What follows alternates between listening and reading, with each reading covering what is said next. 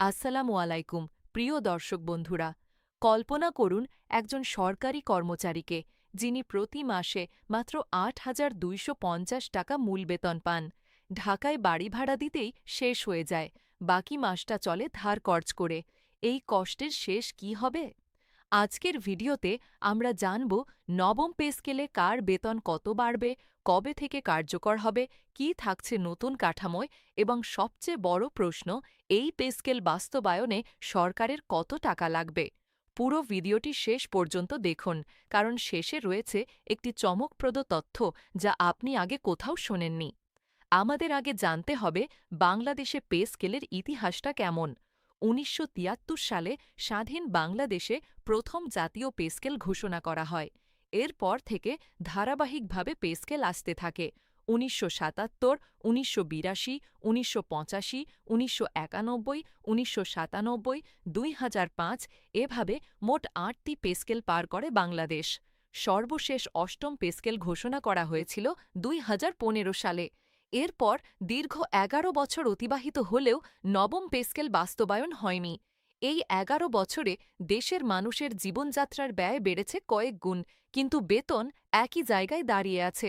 একটু চিন্তা করুন, ২০১৫ সালে যেই চাল ৩০ টাকা কেজি ছিল, এখন সেটা ৬০-৭০ টাকা। মাছ, মাংস, তেল সবকিছুর দাম দ্বিগুণ তিনগুণ হয়ে গেছে, কিন্তু বেতন একই। তাই সরকারি কর্মচারীদের ক্ষোভ ও দাবি এখন তুঙ্গে। এবার আসি পে কমিশনের গল্পে।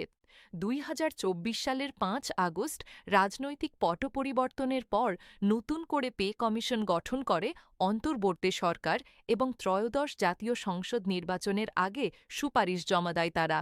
সাবেক অর্থসচিব জাকির আহমেদ খানের নেতৃত্বে গঠিত নবম জাতীয় বেতন কমিশন ইতিমধ্যে তাদের চূড়ান্ত প্রতিবেদন প্রধান উপদেষ্টার কাছে জমা দিয়েছে। বর্তমানে সরকারের উচ্চ পর্যায়ে প্রস্তাবিত কাঠামোটি নিয়ে চুলচেরা বিশ্লেষণ ও পর্যালোচনা চলছে। সচিবালয় সূত্রে জানা গেছে, একটি ১০ সদস্যের বিশেষ কমিটি সুপারিশগুলো যাচাই বাছাই করছে। মানে এবার কাজ হচ্ছে, আগের মতো শুধু কথায় আটকে নেই। গত ২১শে এপ্রিল সরকার জাতীয় বেতন commission, judicial service pay commission এবং সশস্ত্র বাহিনী বেতন কমিশন সংক্রান্ত সুপারিশ প্রণয়ন কমিটি পুনর্গঠন করে। এটা বেশ গুরুত্বপূর্ণ, কারণ শুধু সরকারি কর্মচারী নয়, বিচার বিভাগ এবং সেনাবাহিনীর জন্য একসাথে কাজ করা হচ্ছে। এখন সবচেয়ে আগ্রহের প্রশ্ন, নতুন পে স্কেলে বেতন কত হবে? প্রস্তাবনা অনুযায়ী সরকারি চাকরিজীবীদের সর্বনিম্ন মূল বেতন ৮,২৫০ টাকা থেকে বাড়িয়ে ২০,০০০ টাকা করার সুপারিশ করা হয়েছে। অন্যদিকে সর্বোচ্চ বেতন ৭৮,০০০ টাকা থেকে বাড়িয়ে ১,৬০,০০০ টাকা করার প্রস্তাব রয়েছে। বুঝুন একবার, সর্বনিম্ন বেতন প্রায় ২.৫ গুণ বাড়ছে। কমিশন এবার বেতন বৈষম্য কমিয়ে আনতে বৈপ্লবিক পদক্ষেপ নিয়েছে। আগে সর্বনিম্ন ও সর্বোচ্চ বেতনের অনুপাত ছিল ১:৯.৪, যা কমিয়ে এবার ১:৮ করা হয়েছে। এর ফলে মাঠ পর্যায়ের কর্মচারীদের জীবনযাত্রার মান উল্লেখযোগ্যভাবে উন্নত হবে বলে আশা করা হচ্ছে।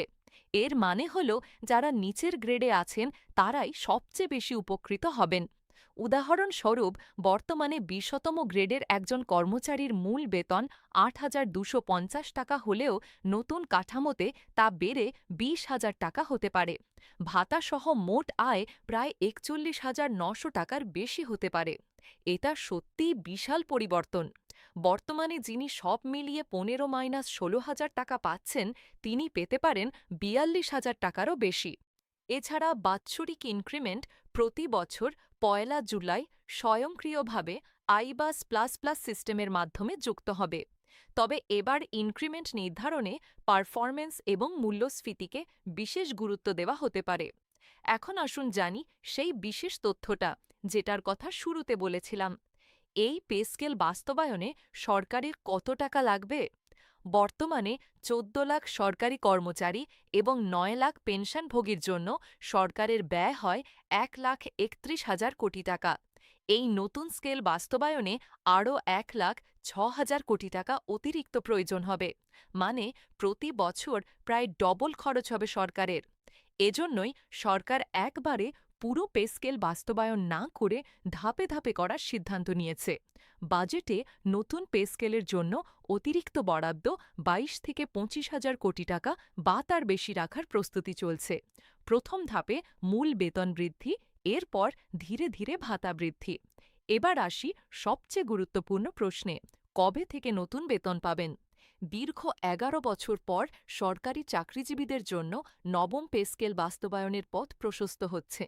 ধাপে ধাপে নবম পে স্কেল বাস্তবায়নের সুপারিশ করা হয়েছে এবং আগামী ১ জুলাই থেকে প্রথম ধাপ কার্যকর হতে পারে বলে অর্থ মন্ত্রণালয় সূত্রে জানা গেছে। এই ১ জুলাই মানে হল ২০২৬-২৭ অর্থ বছরের প্রথম দিন। তবে মনে রাখবেন, এটা এখনও সম্ভাবনা, চূড়ান্ত ঘোষণা নয়। বাজেট পেশ হবে জুন মাসে, সেখানে বরাদ্দ দেখে নিশ্চিত হওয়া যাবে। আগামী জুন মাসে পেশ হতে যাওয়া ২০২৬-২৭ অর্থবছরের বাজেট হবে এই বিষয় নিশ্চিত হওয়ার প্রধান মাধ্যম। তাই বাজেটের দিকে নজর রাখুন। বাজেটে বরাদ্দ এলেই বুঝবেন পে স্কেল আসছে। শুধু চাকরিজীবীরা নন, যারা অবসরে গেছেন সেই পেনশনভোগীদের জন্য রয়েছে সুখবর। পেনশনভোগীদের জন্য ২০২৬ সালে বেশ কিছু স্বস্তিদায়ক পদক্ষেপের পরিকল্পনা রয়েছে, যা দীর্ঘদিনের চাহিদার প্রতিফলন। এছাড়া টানা ১৫ বছর চাকরি করার পর স্বেচ্ছায় পেনশনসহ অবসর নেওয়ার সুযোগও রাখার প্রস্তাব রয়েছে। যারা সারা জীবন দেশের সেবা করেছেন, তাদের কথাও ভোলা হয়নি এই নতুন কাঠামোয়।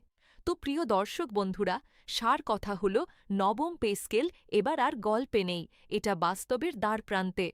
সর্বনিম্ন বেতন হতে পারে ২০,০০০ টাকা, সর্বোচ্চ ১,৬০,০০০। এবং জুলাই ২০২৬ থেকে প্রথম ধাপ কার্যকর হওয়ার সম্ভাবনা সবচেয়ে উজ্জ্বল। এই ভিডিওর যদি আপনার উপকারে লেগেছে, এখনই লাইক দিন, শেয়ার করুন আপনার পরিচিত সকল সরকারি কর্মচারীর কাছে এবং সাবস্ক্রাইব করুন আমাদের চ্যানেলটি। বাজেট ঘোষণা ও নবম পে স্কেলের চূড়ান্ত আপডেট পেতে বেল আইকনটি অবশ্যই চালু রাখুন। আল্লাহ হাফেজ।